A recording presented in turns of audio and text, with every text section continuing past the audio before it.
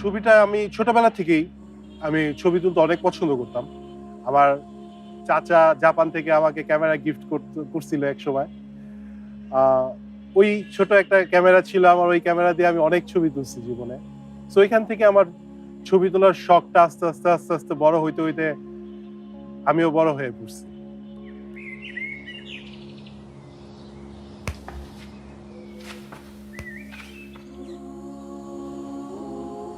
এই ৪-৫ দিন আগে থেকে ঈদের একটা আমেজ, মার্কেট করে রাখতাম, মানে কেউ দেখাইতাম না যে এই না না তোর দেখাইলে পুরান হয়ে যাবে, তোর দেখাবো না এখন, পরে আমি পুরান জিনিস আমার পরে এটা পুরান হয়ে যাবে, তোর এখন দেখাবো না, একবারে ঈদের নামাজ পড়তে দেখাবো, এখন দেখালে পুরান হয়ে যাবে। একদম ওই সময় আমরা একদম কি বলে পুরা মিশে যাওয়া বলে।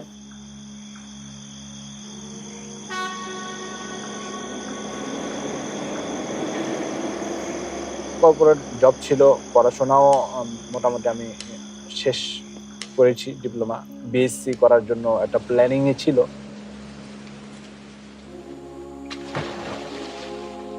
আমি ঘোরাফেরা করতে মানে অনেক পছন্দ করি।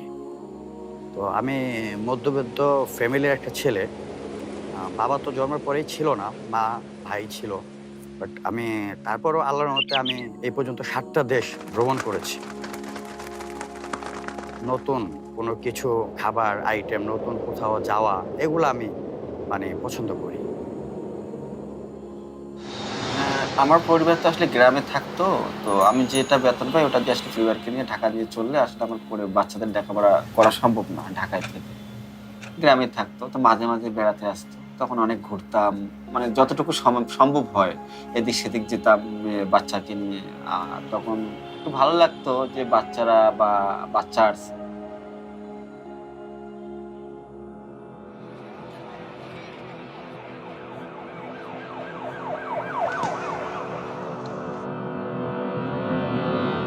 চারই আগস্ট বিকাল 5টার সময় আমার ডান চোয়ালের পাশ দিয়ে গুলি লেগে চোখ বের হয়ে যায়, আর বাম চোখটাও চিরতর একই বুলেটের আঘাতে আমার দুই চোখের আলো চিরতর নিভে যায়।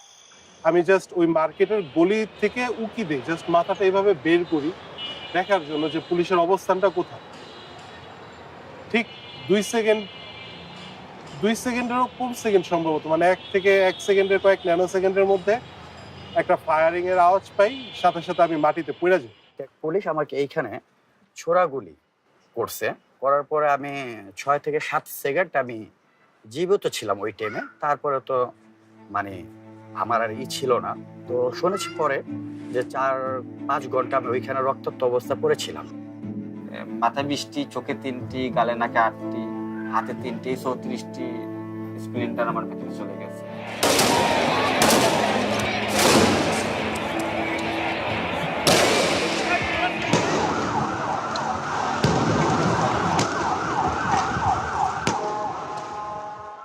আমি তো 5 তারিখ জাতীয় চক্ষু বিজ্ঞানে 5ই আগস্ট আর কি 5টা 85 ভর্তি হলাম।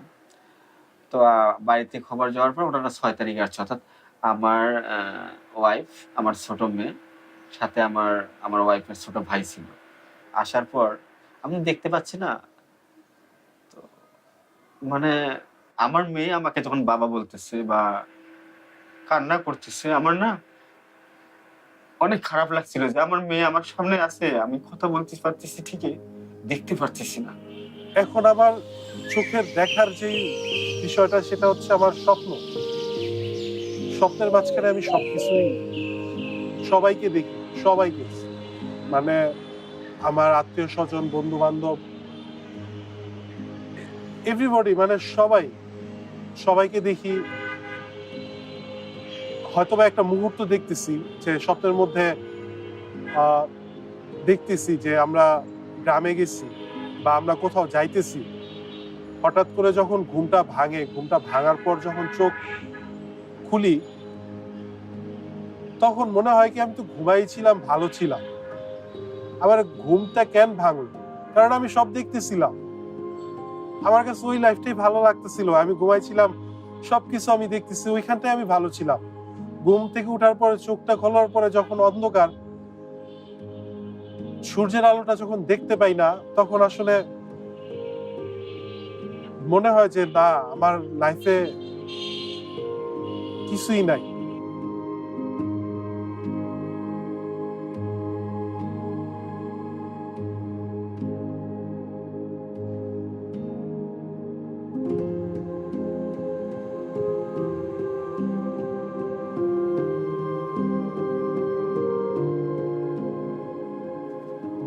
এটা হাসপাতাল যখন আমি মানে ওই মানে মেন্টাল পেশেন্ট ছিলাম, যখন একটু ভালো হলাম, তখন আমি ফার্স্ট মানে আমার বোনকে আমি বললাম যে আপা লাইট জ্বালান, অন্ধকার কেন?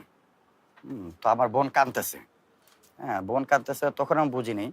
তো অনেক কি করছি, অনেকভাবে বুঝাইছি, আমি বুঝিনি এই জিনিসটা, মানে আমি যে অন্ধ হয়ে গেছি এই জিনিসটা হাসপাতাল থাকা অবস্থায় আমার এই জিনিসটা মাথায় নিতে আমার বুঝতেও প্রায় আপনার 10-12 দিন লেগে গেছে। আগে তো যখন দেখতাম বা খেলাধুলা করতাম, বাইক চালিয়েছি, গাড়ি চালিয়েছি, তখন দেখা গেছে যে ওই লাইফটা আর এখনকার লাইফটা তো পুরোই ভিন্ন।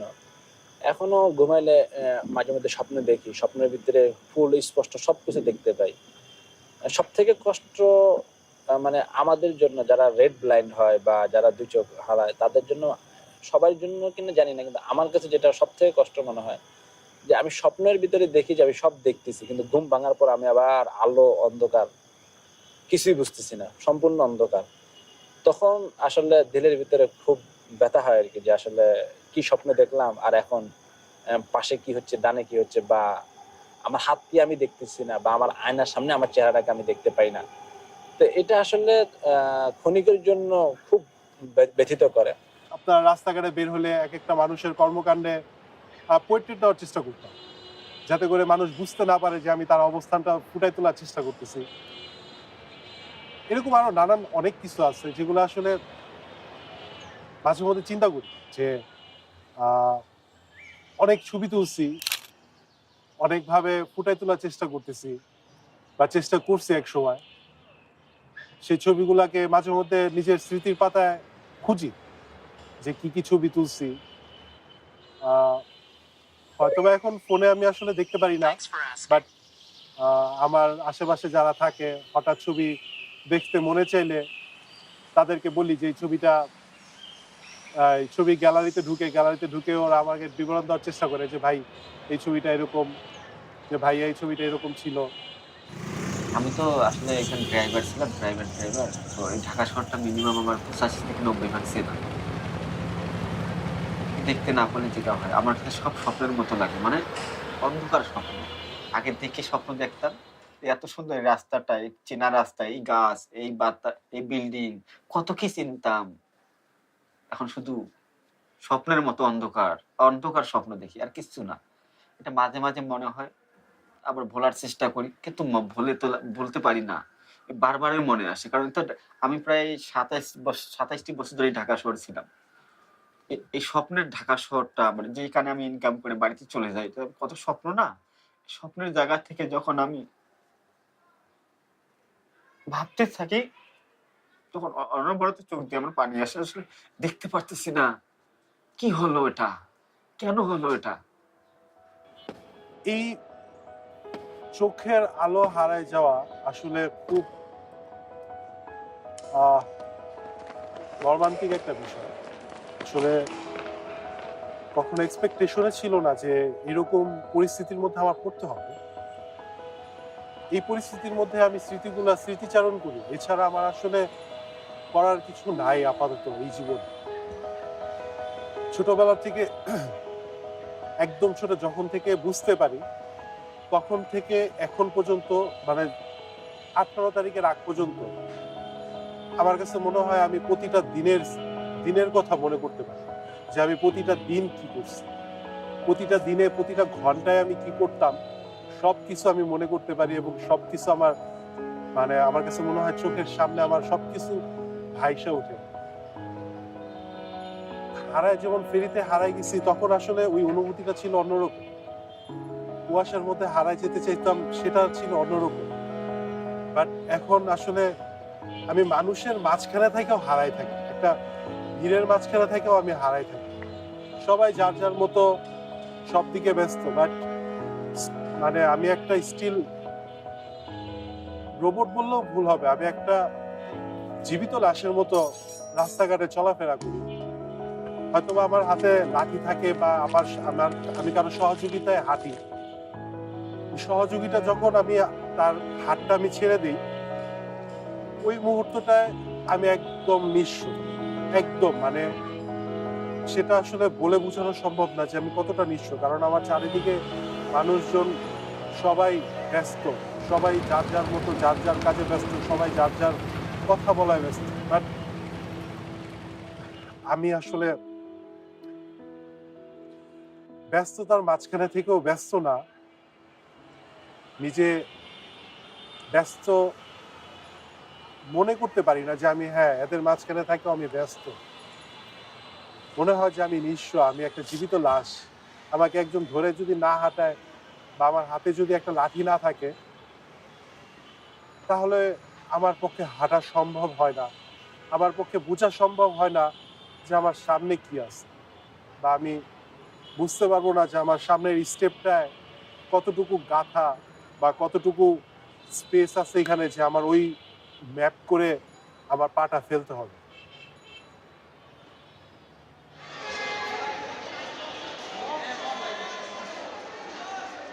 চোখে দেখলে একটা খালি মাঠে যদি যাই, এক পলকে সবকিছু দেখা যায় যে হ্যাঁ এখানে গাছ আছে, এখানে গরু আছে, এখানে ছাগল আছে, এখানে ঘাস আছে, এখানে বিল্ডিং আছে।